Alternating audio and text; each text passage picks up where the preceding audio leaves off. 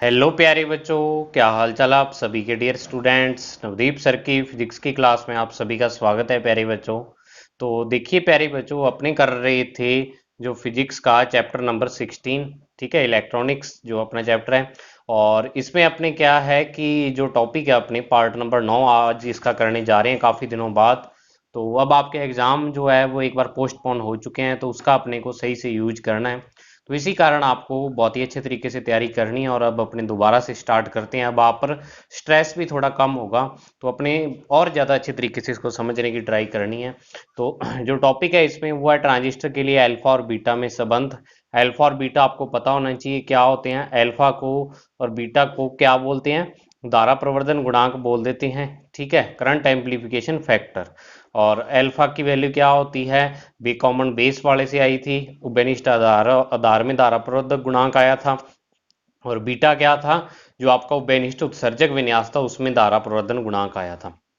फिर ट्रांजिस्टर प्रवर्धक है, और फिर इसके बाद आता है उभयनिष्ठ उत्सर्जक प्रवर्धक। अब जो ये पहला पहला टॉपिक है ये आप ऐसे मान लो most most most important topic है एक या दो नंबर वाले क्वेश्चन के लिए, ठीक है। अगर एक नंबर वाले में आता है इसका क्वेश्चन तो वो आपको अल्फा और बीटा की वैल्यू से रिलेटेड आ सकता है। या अल्फा की वैल्यू दे रखी होगी, बीटा की निकालनी होगी, बीटा की दे रखी होगी, अल्फा की निकालनी होगी। या आपको कोई वैल्यू दे रखी होगी तो आपसे पूछ सकते हैं कि ये इसमें से अल्फा और बीटा की पॉसिबल वैल्यू क्या है। तो वो वाले क्वेश्चन आ सकते हैं, ठीक है। तो बाकी दूसरा और तीसरा टॉपिक ये बहुत ही यानी कि कम आप कह सकते हो, इतने ज्यादा इंपॉर्टेंट नहीं है, लेकिन फिर भी चलो दिए हुए हैं तो पढ़ने पड़ेंगे। तो पहला टॉपिक सबसे मोस्ट इंपॉर्टेंट टॉपिक है, तो उसी को आपको बहुत ही अच्छे तरीके से समझना है। तो चलिए बच्चों, स्टार्ट करते हैं आज की वीडियो एक नई एनर्जी के साथ। तो देखिए बच्चों, अल्फा और बीटा में संबंध। सबसे पहले अल्फा और बीटा में क्या रिलेशन होता है, तो आपको इसमें जो समीकरण यूज करनी है वो समीकरण यही है, I is equal to I B plus I C. I बराबर आई बी प्लस आई सी की इक्वल होता है। तो अब इसको आपको आई सी से भाग दे देना है। तो आई सी से जब भाग दोगे दोनों तरफ तो ये आई बटा आई सी बनेगा, ये आई बी बटा आई सी बनेगा, और ये आई सी बटा आई सी। तो आई सी बटा आई सी क्या बन जाएगा? एक के बराबर बन जाएगा। और ये आई बटा आई सी और ये आई बी बटा आई सी। अब आपको एक चीज यहां पर ये पता है कि जो आई सी बटा आई ई होता है, ठीक है, आई सी बटा में आई ई वो अल्फा होता है, और आई सी बटा में आई बी होता है वो बीटा के बराबर होता है। ये आपने पहले पढ़ चुके हो ये वाली वैल्यूज। तो अब आपको यहाँ पर उल्टे मान दिए हुए हैं, यहाँ आई ई बटा आई सी दिया, लेकिन आई ई बटा आई सी बटा आई ई का मान अल्फा होता है। तो इसको अपने लिख सकते हैं एक बटा अल्फा, और इसको एक बटा बीटा, और प्लस में क्या आ जाएगा? वन आ जाएगा यहाँ पर। तो अब दोनों में संबंध निकालना है, तो या तो अल्फा का मान बीटा के रूप में या बीटा का मान अल्फा के रूप में अपने निकाल सकते हैं। तो अगर तो पहले अल्फा का मान बीटा के रूप में निकालना हो तो वन बटा अल्फा बराबर वन बटा beta plus sorry one plus beta upon beta, यानी एलसीएम ले लोगे तो ये आ जाएगा। अब इसको दोनों तरफ क्या कर दो? व्युत्क्रम ले लो, उल्टा कर दो। तो ये अल्फा बराबर आपके पास क्या आ जाएगा बच्चों? बीटा बटा वन प्लस बीटा के बराबर आ जाएगा। समझ आई बात? फिर अपने क्या कर सकते हैं, अगर बीटा का मान अल्फा के रूप में निकालना हो तो इस वन को आप क्या करो, इस साइड ले आओ। तो इस साइड जब लेके आओगे तो ये वन बटा अल्फा माइनस वन बन जाएगा, ये वन बटा बीटा के बराबर आ जाएगा। तो ये क्या हो जाएगा, यहाँ वन माइनस अल्फा बटा अल्फा, और ये वन बटा बीटा के बराबर आ गया। तो बीटा का मान जो आपके पास alpha upon one minus alpha, यानी इसका क्या कर लोगे आप? व्युत्क्रम ले लोगे बच्चों यहाँ पर, ठीक है। तो इस तरीके से आप अल्फा और बीटा में संबंध है वो निकाल सकते हो आराम से। तो अल्फा और बीटा के मान आ गए, और बीटा का मान अल्फा की तुलना में बहुत अधिक होता है। बीटा का मान अल्फा की तुलना में बहुत अधिक होता है। क्यों होता है? क्योंकि देखो बीटा में आई बी नीचे आता है, और आई बी जो धारा होती है वो म्यू एम्पियर की कोटि की धारा होती है, मतलब कि इसका मान 10 की पावर माइनस 6 की कोटि का होता है, ठीक है। तो इस कारण इसका मान क्या होता है? बहुत ही ज्यादा कम होता है। फिर उसके बाद आता है ट्रांजिस्टर प्रवर्धक, ट्रांजिस्टर एम्पलीफायर। तो ट्रांजिस्टर प्रवर्धक होता क्या है? वह जैसा कि आपको मैंने बताया था कि जो ट्रांजिस्टर का उभयनिष्ठ उत्सर्जक विन्यास होता है उसको अपने प्रवर्धक की तरह यूज लेते हैं। अब प्रवर्धक का मतलब एम्पलीफाई करना, एम्पलीफाई का मतलब बढ़ाना, ठीक है। अब ट्रांजिस्टर बढ़ाता किसको है वो देखो, कि प्रवर्धक का आशय ऐसी युक्ति से जिससे प्राप्त निर्गत संकेत का आयाम इस पर प्रयुक्त निवेशी संकेत के आयाम से अधिक होता है। इसका मतलब क्या है कि जो इनपुट अगर अपने जो भी देंगे आउटपुट अपने को उससे ज्यादा मिलेगा। जैसे कि अगर मैं वोल्टेज की बात करूं तो अगर आप 10 वोल्ट इनपुट दे रहे हो तो प्रवर्धक होगा तो वो उसको 100 वोल्ट बना देगा, ठीक है। कुछ ना कुछ उसमें ऐसी चीज लगी होती है, कुछ उसमें ऐसी प्रोसेस होती है जिसके थ्रू क्या हो जाता है कि वो इनपुट संकेत यानी निवेशी संकेत को क्या कर देता है, आयाम उसका बढ़ा देता है। ठीक है, ये सबसे मेन चीज है। जैसे कि अगर मान लो कि मैं किसी तरंग को, ये आपके पास एक तरंग है, तो इस तरंग को आप भेज रहे हो इनपुट में, तो आउटपुट में जो आपको तरंग मिलेगी उसमें क्या होगा, वो तरंग आपको इस तरीके से मिलेगी। ठीक है। लेकिन क्या है कि अगर मान लो आप ऐसे कह रहे हो कि ये जीरो टाइम है, ये टी टाइम है, तो ये जीरो टाइम होगा और ये टी टाइम ही होगा। मतलब टाइम उतना रहेगा, टाइम उतना रहने का मतलब जो इसकी आवर्ती है, फ्रिक्वेंसी है, वो क्या होगी, सेम रहेगी, आवर्ती समान रहेगी।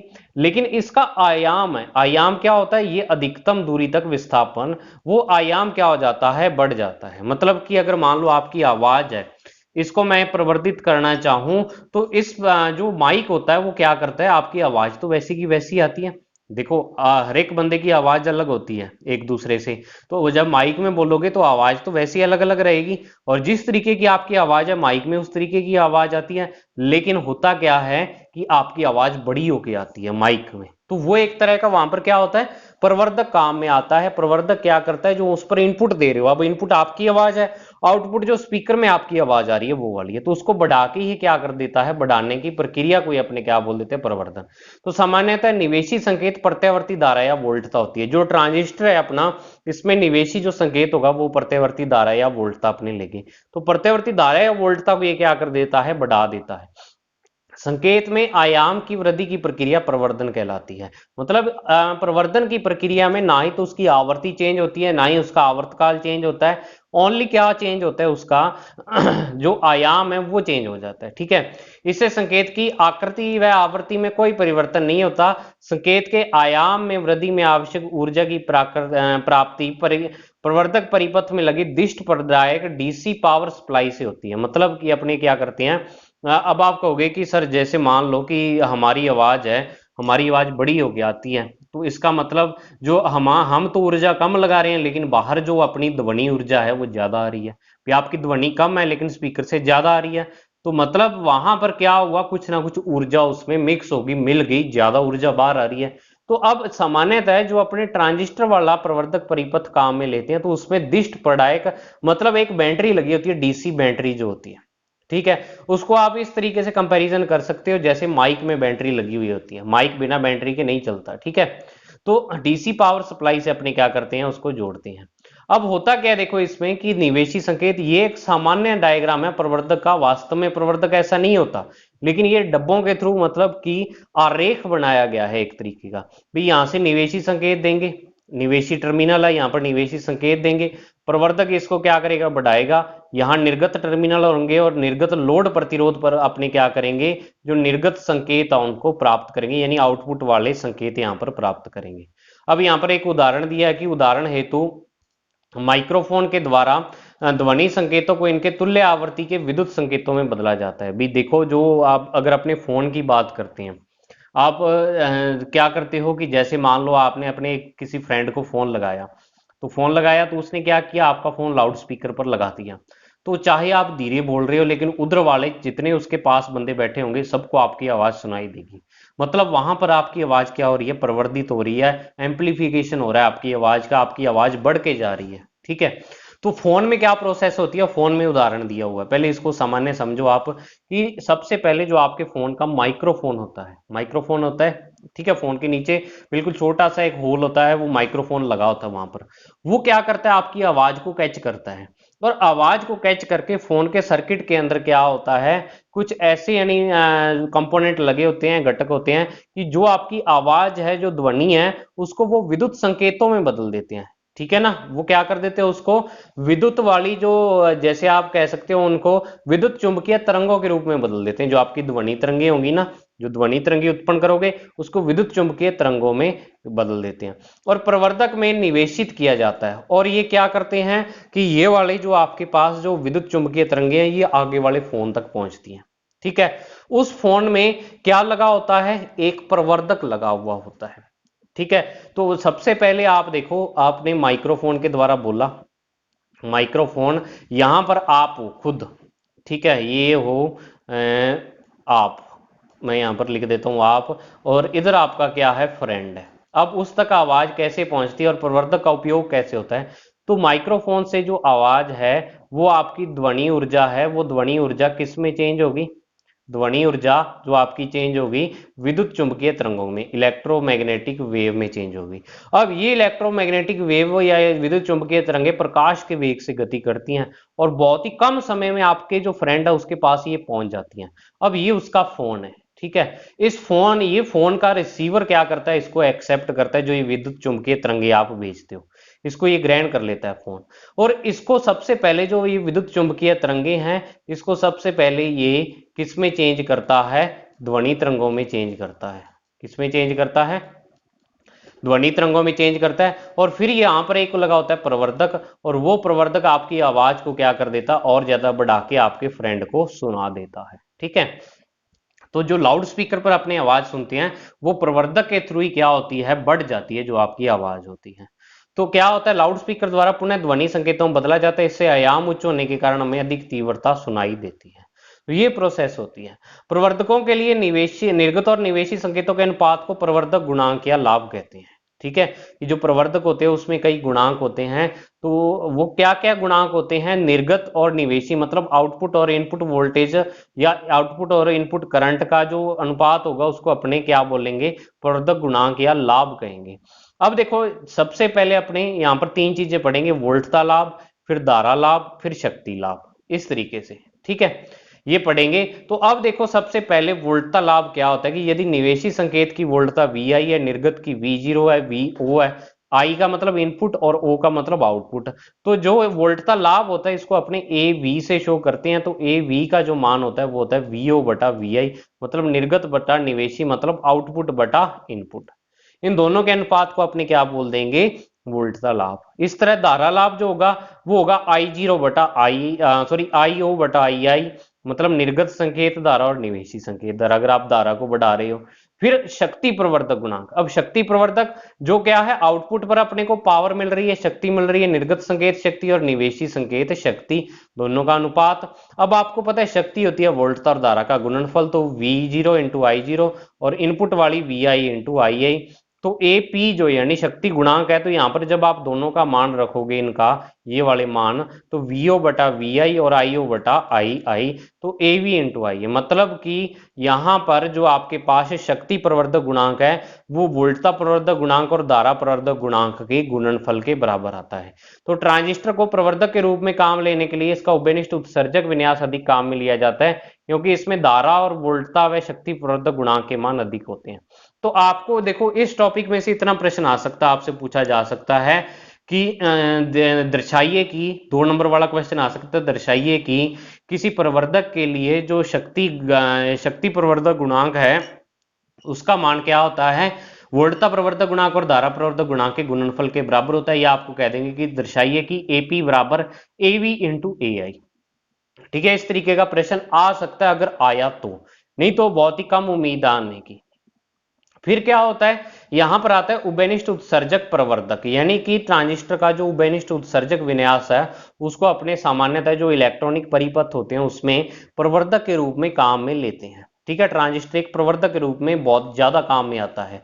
तो अब होता क्या है कि ट्रांजिस्टर में आप जहां पर इनपुट वोल्टेज देते हो यहां आउटपुट मिलती है, तो इसमें आप देखो इनपुट जो धारा होती है जब उभयनिष्ठ उत्सर्जक विन्यास है तो इनपुट धारा मतलब कि इनपुट धारा यहाँ पर आई बी होती है और आउटपुट वाली धारा यहाँ पर आई सी होती है।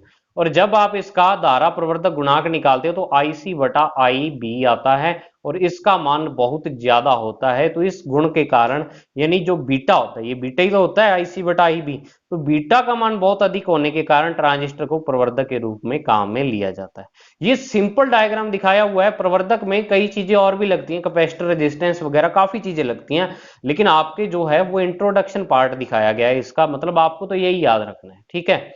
तो ये सिंपल डायग्राम इसका दिखाया हुआ है, ना ही इन्होंने वोल्ट मीटर लगाया है ना ही एमीटर, कुछ नहीं लगाया है यहाँ पर, ओनली यहाँ पर एक सिंपल डायग्राम दिखाया हुआ है। आप ऐसे सोच सकते हो आप में से कई जने कि सर यहाँ पर तो इन्होंने क्या कर दिया कि कुछ भी नहीं लगाया, तो आपको ऐसे ही बनाना है क्योंकि ये एक रेखा चित्र है ना कि ये कंप्लीट सर्किट है। ये कंप्लीट सर्किट नहीं है, ये ओनली इंट्रो दिखाई गई है आपको, ठीक है। कंप्लीट फिल्म नहीं है, ये फिल्म का इंट्रोडक्शन है ये, ठीक है। तो तो चित्र में एक पीएनपी ट्रांजिस्टर का उभयनिष्ठ उत्सर्जक परिपथ दर्शाया गया है। बैटरी जो यहाँ पर आपके पास VBB है, इससे बी संधि को अग्र अभिनत यानी फॉरवर्ड बायस इस साइड को रिवर्स बायस किया जाता है। VI निवेशी संकेत वोल्टता है जिसका प्रवर्धन किया जाना है। वह RL क्या है, यहाँ पर लोड प्रतिरोध है यहाँ पर, जिस पर अपने निर्गत वोल्टेज यानी आउटपुट वोल्टेज प्राप्त करेंगे। तो यहाँ पर जो धारा लाभ होगा, करंट गेन होगा, वो अपने को पता है उभयनिष्ठ उत्सर्जक विन्यास में बीटा होता है। यहाँ इसको AIE लिखेंगे क्योंकि AI तो करंट एम्प्लीफिकेशन फैक्टर हो गया और E का मतलब कॉमन इमीटर कॉन्फ़िगरेशन उभयनिष्ठ उत्सर्जक विन्यास। ठीक है, तो AIE यहां पर लिखेंगे, लेकिन बीटा यहां पर बहुत ज्यादा होता है, एक की तुलना में आता है। निर्गत संकेत निवेशी धारा से बहुत अधिक होता है। जो निर्गत धारा यानी आउटपुट वाली IC धारा है, ये इस IB की तुलना में क्या होता है, इसका मान बहुत ज्यादा होता है बच्चों आपके पास। ठीक है, फिर इसमें वोल्टता प्रवर्धन आता है। धारा प्रवर्धन तो डायरेक्ट किया गया, बीटा ही होता है इसमें। फिर वोल्टता प्रवर्धन अगर अपने यहाँ पर निकालना चाहें तो VO बटा VI आएगा। AVE आ गया, E यहाँ पर आ रहा है आपके पास कॉमन इमीटर के लिए, या इसमें आपको कंफ्यूज नहीं होना कि सर E यहाँ पर क्यों आ रहा है, ये इमीटर के लिए आ रहा है। तो यहाँ पर अपने निकालने के लिए क्या करेंगे कि इसके मान लिखेंगे VI और VO के। अब आप कहोगे कि सर VI और VO के मान कैसे आएंगे, तो देखो आपको इनपुट धारा और आउटपुट धारा पता है, तो इनपुट धारा आउटपुट धारा पता है, और यहां पर अपने प्रतिरोध भी अपने को पता है। तो प्रतिरोध यहां पर RIE क्या है, निवेशी गतिक प्रतिरोध है, और RL जिस पर आप आउटपुट वाला करंट ले रहे हो, आउटपुट वोल्टेज ले रहे हो, वो RL है। यहां पर लोड रेजिस्टेंस, इस पर आप क्या लेते हो, आउटपुट लेते हो, आउटपुट वाली वोल्टेज। तो यहाँ पर RL क्या है, आउटपुट वाला प्रतिरोध है।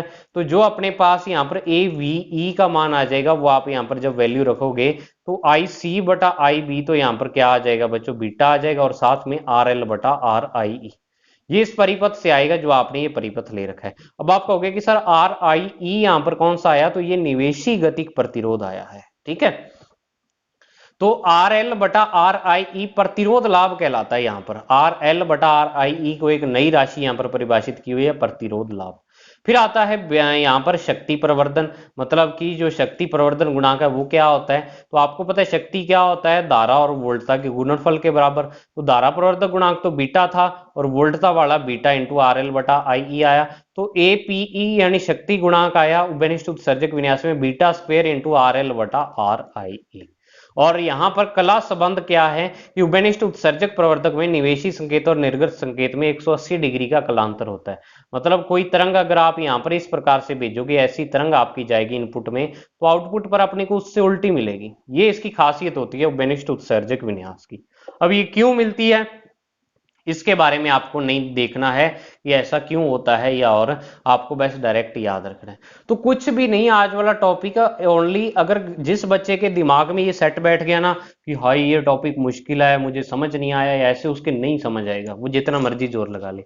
और जो बच्चे इसको आराम से देखेगा भी हाँ क्या है, वोल्टताओं का अनुपात है, धाराओं का अनुपात है, शक्तियों का अनुपात है, जहां पर शक्ति आ गई वहां वोल्टता और धारा का गुणनफल आ जाएगा। तो इस तरीके से याद करोगे तो आराम से आ जाएगा याद। और मैंने आपको कहा है कि यहाँ पर सबसे जो मेन टॉपिक है वो ये है, मोस्ट इंपोर्टेंट मैंने लगा रखा है। लगभग 80% चांस इसी टॉपिक के आने के हैं, 10-10% इनके आने के हैं। भी 10-10% ये वाले टॉपिक आ सकते हैं आपके, अगर आए तो, नहीं तो इसके बहुत ही कम चांस होते हैं आने के। समझ आई बात। तो ये अपनी आज की वीडियो थी बच्चों, आज की वीडियो में इतना ही अपने। अब इसके बाद इस चैप्टर का एक टॉपिक रहा है डिजिटल इलेक्ट्रॉनिक्स, यानी कि अंकीय इलेक्ट्रॉनिक्स, जिसमें अपने गेट हैं कई, एंड गेट, और गेट, नॉट गेट। तो वो अपने नेक्स्ट पार्ट में अपने क्या करेंगे करके, और इस चैप्टर को कर देंगे बिल्कुल फिनिश। ठीक है, तो आज की वीडियो में बच्चों इतना ही, मिलते हैं नेक्स्ट वीडियो में। तब तक के लिए thank you, have a nice day प्यारे बच्चों।